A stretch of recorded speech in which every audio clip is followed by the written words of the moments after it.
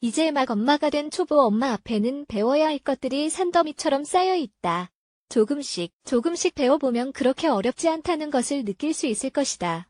그리고 임신했을 때와 아이를 낳은 후에 경험하는 것들을 다 즐길 수 있을 것이다. 나도 엄마는 처음이다. 아이가 태어나 몇 주만 지나도 아이가 자랐다는 것을 느낄 수 있을 것이다. 그리고 그 아이를 보면 엄마가 되었다는 것을 실감할 것이다. 모성은 본능이다. 따라서 너무 걱정하지 말고 즐기자.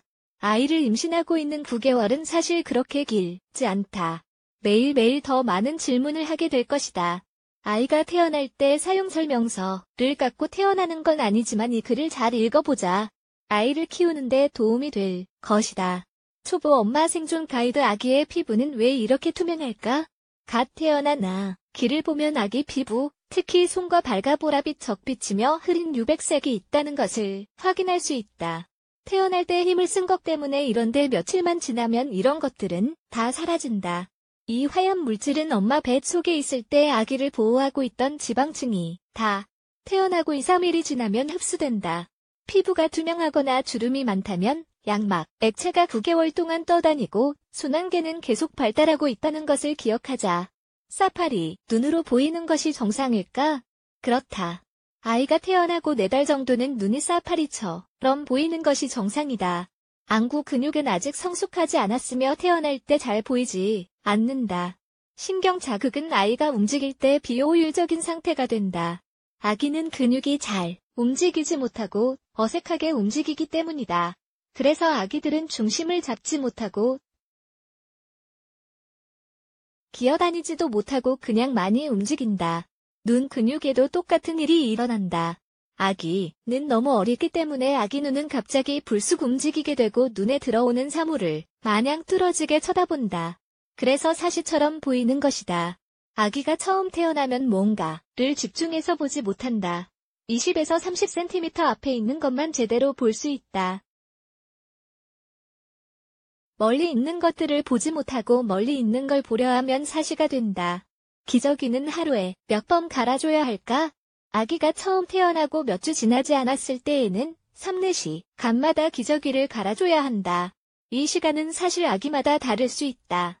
또한 먹는 음식에 따라서도 달라질 수 있다. 보통 하루에 80번 정도 기저귀를 갈아주면 된다. 기저귀를 바꿀 때마다 따뜻한 물로 아기 엉덩이를 닦아주고 면으로 된 수건으로 물기를 잘 닦아준다.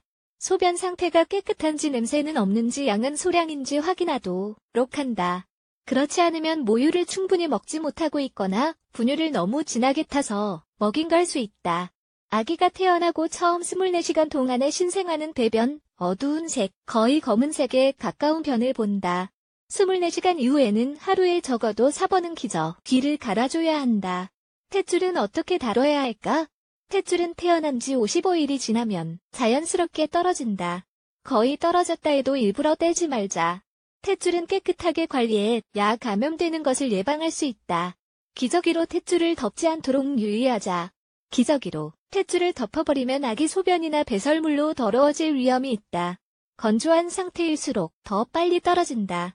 그리고 아기가 처음 태어나고 며칠 동안은 목욕시키지 말자. 그냥 깨끗한 스폰지나 젖은 수건으로 닦아주면 된다. 소독약으로 씻어도 된다. 지금부터는 탯줄을 제대로 청소하는 방법을 설명한다. 손을 깨끗하게 씻는다. 소독액을 멸균, 거즈에 바른다. 탯줄 주변을 닦는다.